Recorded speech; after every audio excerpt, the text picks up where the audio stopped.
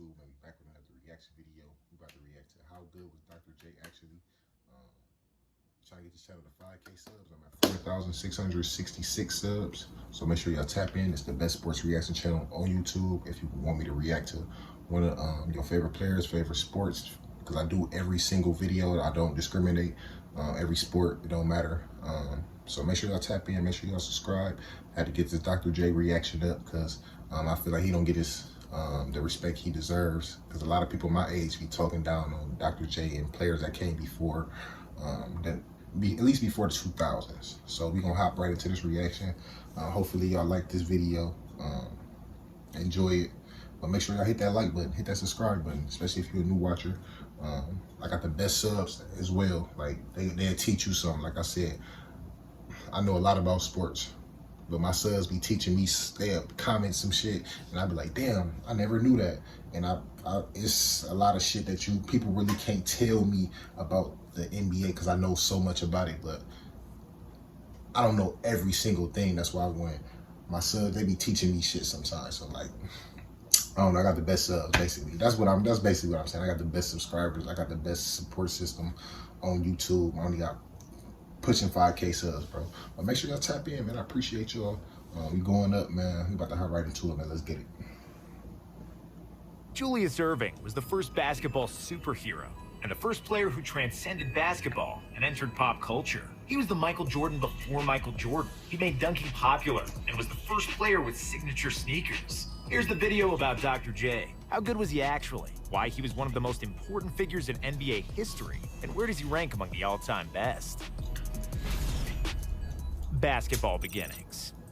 Julius Erving made his first basketball steps on the concrete playgrounds of Long Island, where he was born and raised. It was in high school where Julius got nicknamed the Doctor by one of his teammates because he was 6'7" with an enormous wingspan and some of the largest hands in basketball history. He got nicknamed the Claw by an announcer in the famous Rucker Park in New York. They also called him the Houdini because of his spectacular moves and Black Moses because of his afro. But Erving didn't like any of these nicknames, and he asked the announcer to call him Doctor. There, he became Dr. Julius, and ultimately, Dr. J, which became one of the most famous names in NBA history. After high school, Erving enrolled at the University of Massachusetts, where he spent 3 years. He delighted the crowds with 26 points and 20 rebounds per game, and he remains one of only 6 players in NCAA history with a 20/20 average. Julius did not come from a wealthy family and needed money, so he decided to leave college early and play basketball professionally. Because the NBA rules didn't allow teams to draft players if they were less than 4 years removed from graduating high school, Erving decided to join the ABA. He signed a 7-year, $500,000 contract with Virginia Squires in 1971 and immediately proved that leaving college was a good decision. The best player in the ABA. Julius averaged 27 points, 15 rebounds, and 4 assists in his inaugural season, and was named to the second All-ABA team and a runner-up for Rookie of the Year behind Artis Gilmore. In his second year, he led the ABA in scoring with 31.9 points per game, and for the first time, Erving realized he might be the best basketball player in the world. I didn't think I might be the most talented player in the world, but after I became a pro, after my second year in Virginia, I thought that there was a possibility that I could offer something unique, Dr. J. And he indeed offered something unique, something never before seen in professional basketball. Dr. J was highly athletic. He glided through the air and finished actions with thunderous dunks. He dunked with the right, with the left, from every possible angle, and further away than everybody was accustomed to.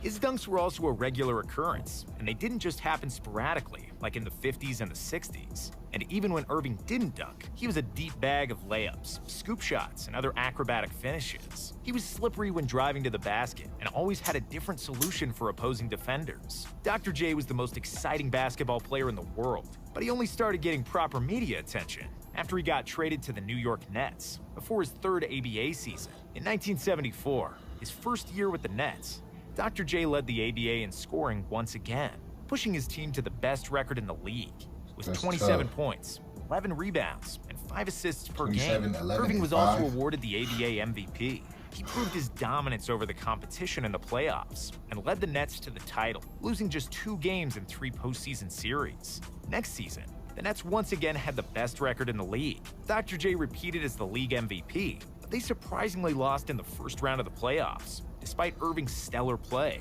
They would bounce back perfectly in the 1976 season, where Erving would once more lead the league. Gotta add.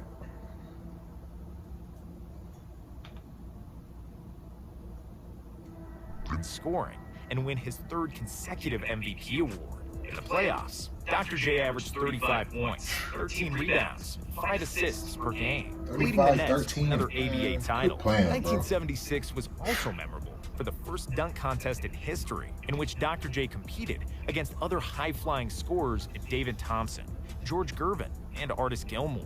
Despite formidable competition, Dr. J dominantly won after dunking 2 balls simultaneously and a dunk from the free throw line. ABA-NBA merger and departure from the Nets. After the 1976 season, Dr. J was by far the most popular ABA player and arguably the most popular basketball player on the planet. He was the first basketball player to enter popular culture, and people who knew nothing about basketball could find out about Julius Erving from magazines, papers, and even comic books. The 70s were a wild era for the NBA, and particularly the ABA, where plenty of teams struggled to meet payroll demands and keep their franchises. The NBA also didn't like that the most popular player in the world played in the ABA, and they feared that others might follow. So the leagues did what was speculated for years at that point, and made a merger. The ABA era was now over after 9 years of existence. The Nets, San Antonio Spurs, Denver Nuggets, and Indiana Pacers were absorbed into the NBA for the 1976-77 season, while the rest of the ABA players joined other NBA teams via a draft. Before the 1977 NBA season started, the New York Knicks demanded almost $5 million from the Nets for invading their territory and settling as the second NBA franchise in the city. Between that and the expansion fees for getting to the NBA, the Nets owner didn't have enough money to give Erving a raise that he promised him. After the salary dispute couldn't be resolved, the Nets decided to sell Dr. J to the Philadelphia 76ers for $6 million, only 24 hours before the start of the season. Philadelphia 76ers. Dr. J joined a stacked 76ers team that featured all-stars George McGinnis and Doug Collins, and a young and super talented future all-star, World B. Free. Because the team had so much firepower, Dr. J took fewer shots, and his numbers slightly decreased from his ABA days, and he averaged 22 points, 8 boards, and 4 assists per game. However, he proved that he was the #1 gunslinger in basketball when the All-Star game rolled around. Erving scored 30 points, grabbed 12 boards, recorded 4 steals, and walked away with the MVP trophy. Philadelphia had the best record in the East and got to their first NBA Finals since the Wilt Chamberlain. However, in the finals against Portland, despite 30 points, 7 boards, and 5 assists from Dr. J, Philly couldn't get past Bill Walton, who dominated the 76ers down low, averaging 19 points, 19 rebounds, and 4 blocks for the series. In the next couple of seasons, the Sixers management was trying to figure out how to build the team around Erving, realizing that they don't need so much scoring, but more defense. They transformed from the best offensive team in the league in 1977 and 1978 to the best defensive team in 1979 and 1980. Erving was again given the role of a primary scorer, which showed in the stats. For the 1980 campaign, he averaged 26.9 points per game, the 4th best mark in the league. The Sixers dominated the East and made another trip to the NBA Finals. They would play against the LA Lakers, the league MVP Kareem Abdul-Jabbar, and the rookie Magic Johnson, who was already the best point guard in the NBA. In Game 4 of a tight series, Erving made the legendary baseline move that would go down as one of the most memorable plays in NBA history. Dr. J drove along the right baseline and jumped in the air, aiming to score a layup. When his route to the rim was blocked by Abdul-Jabbar's outstretched arms, Erving brought the ball back down and just continued to glide. He floated in the air until he reached the other side of the hoop, after which he released a soft, underhanded scoop for the score. Here I was trying to win a championship, and my mouth just dropped open. He actually did that. I thought, what should we do? Should we take the ball out, or should we ask him to do it again? Magic Johnson said. Despite Erving's brilliance, Magic would have the last laugh. The Lakers won Game 6 in Philly, with Johnson starting at center, replacing the injured Kareem, and scoring 42 points to lead the Lakers to the title. The 1980-81 season was Erving's greatest individual year in Philadelphia. After averaging 24.6 points, 8 boards, and 4.4 assists per game, he was named the league MVP. The 76ers had the best record in the league, but they blew a 3-1 lead against Larry Bird and the Celtics in their conference finals, losing the last 3 games by a combined 5 points. Close but no cigar theme continued in the 1982 season.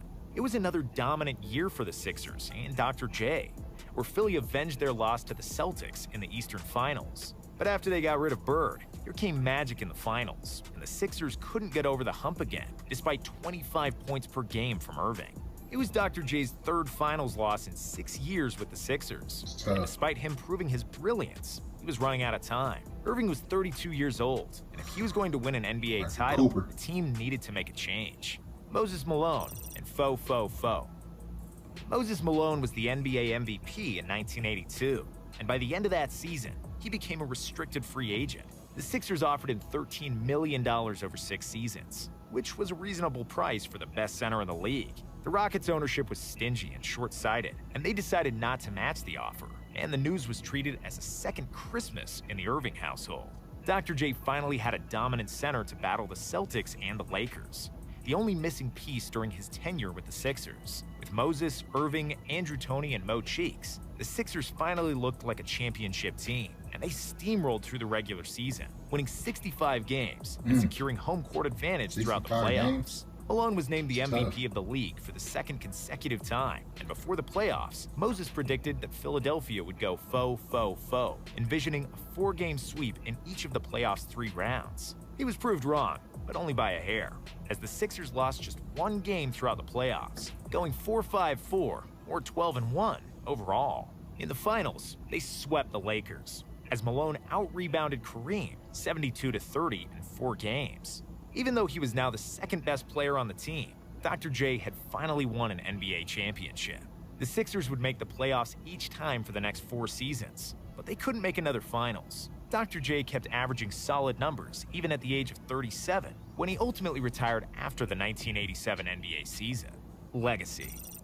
Dr. J retired as arguably the best small forward ever at the time, and he is still in the all-time top 5 at his position. He made the All-Star team in the playoffs in each of his 16 seasons, and he scored over 30,000 points in both the ABA and NBA.